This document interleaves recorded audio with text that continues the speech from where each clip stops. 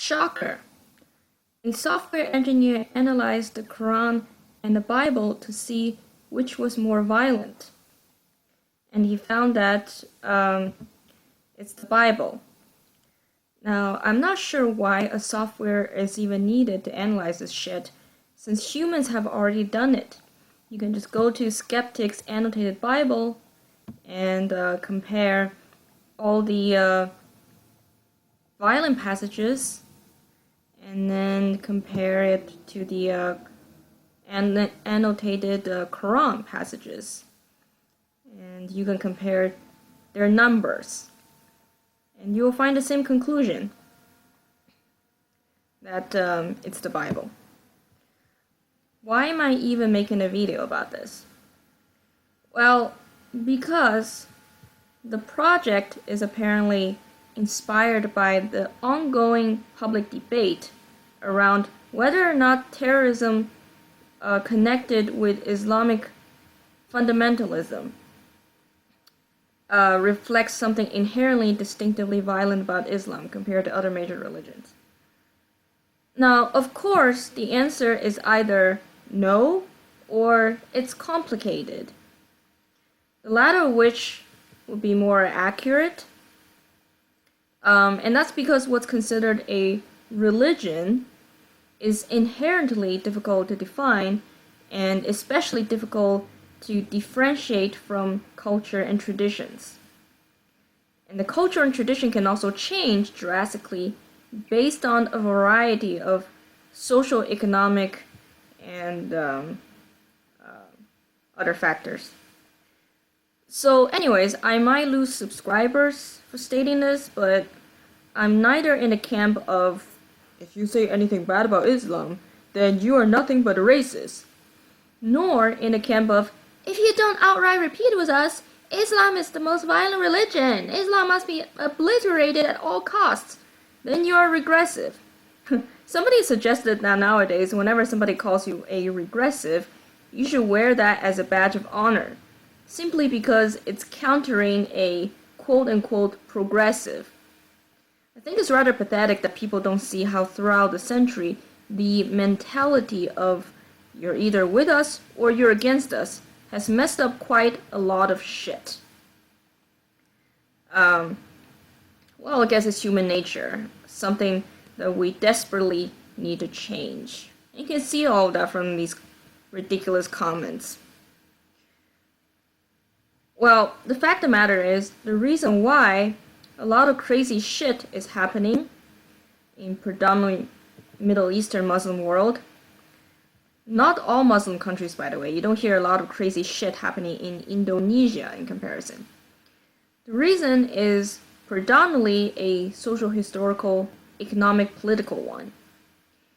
And in case anybody here is immediately triggered to call me an Islam apologist, I would tell you that this generally holds true for any and all outputted effects of religion, whether it's Christianity, Judaism, Buddhism, Taoism, Hinduism, you name it. The religious narrative is based on the situation of that society that practices it, and also the powerful few who will use it to gain power. That's how it is anywhere. And I know this because people like Sam Harris will go on and on about how peaceful Eastern religion is. And sure, in China, we never had a dark age because of religion. But so what? Are people more peaceful or enlightened in China because we had a more peaceful religion? Of course not. Taoism, which was the state religion in China for centuries, was actually so non-violent that it actually advocated against the death penalty from the state. And yes, there were emperors who actually tried to get rid of the death penalty because of it, but very few. And any such implementations never lasted for a long period of time.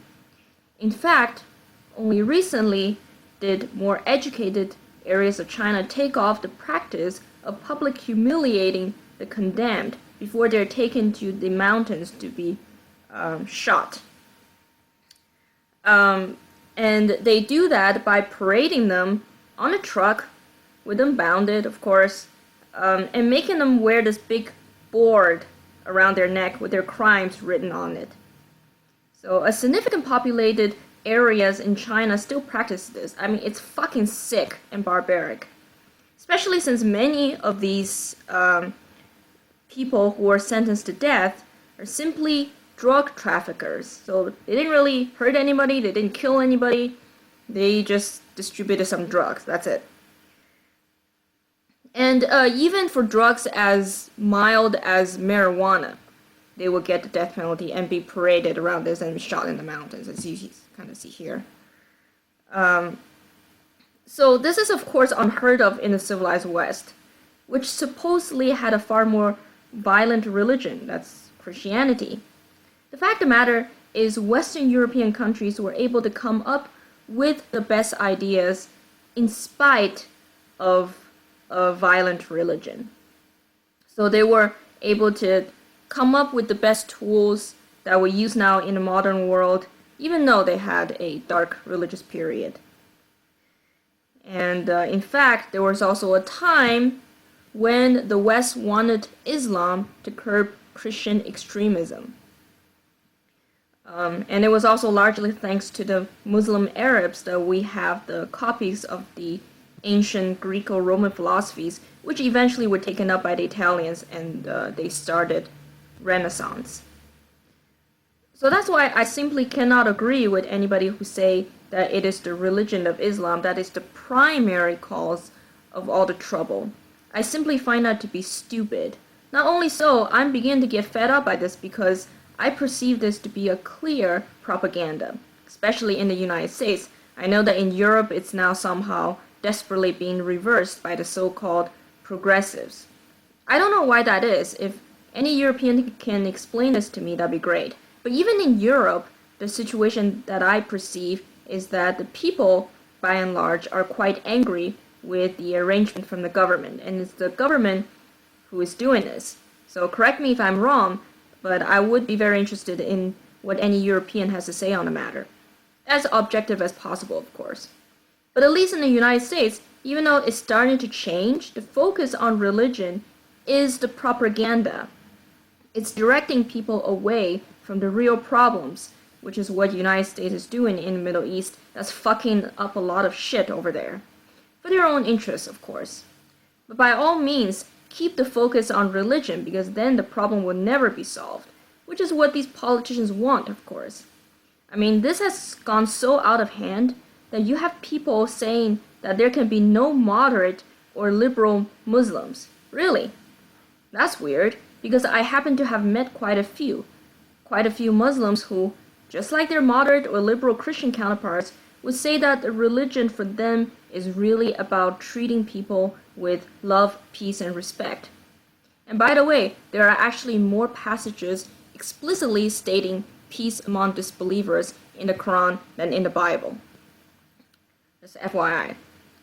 But no, according to Sam Harris, they are not serious Muslims, even though these people that I've met, they pray 5 times a day, they don't drink or eat pork, they pay visits to Mecca, etc.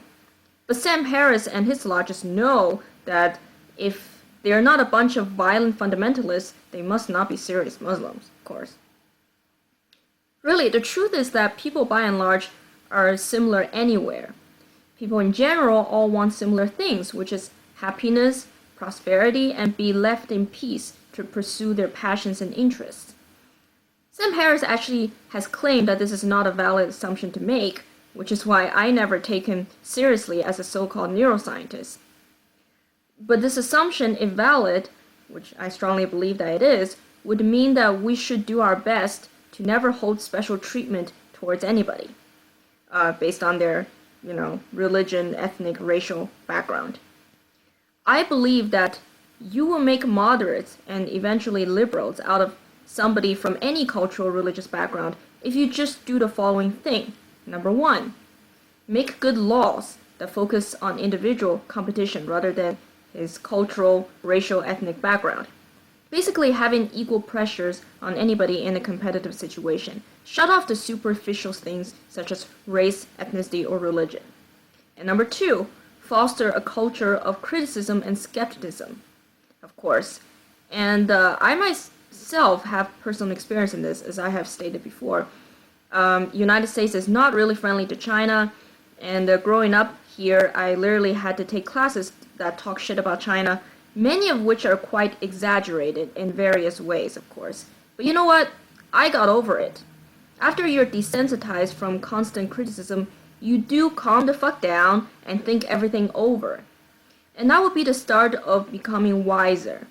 So a culture that gives special privileges to any group by sheltering criticism, shutting down conversation is bad. Because people will take advantage of that. Don't think that somehow there's a group of people out there who would just be so good and make good use of it if you give them such privileges. That's never the case, because everybody wants their shit first and foremost. We are a selfish being, that's a fact. So I guess what I'm saying is, sure, keep criticizing Islam and Islamic culture, but be wise about it, be objective about it, and be skeptical about what you believe and what you're saying, always. That would be a positive direction to go. But currently with this, you are either with us or you are against this attitude, that would never ever end well. Because these things are usually more complicated than they seem. History has taught us that over and over again.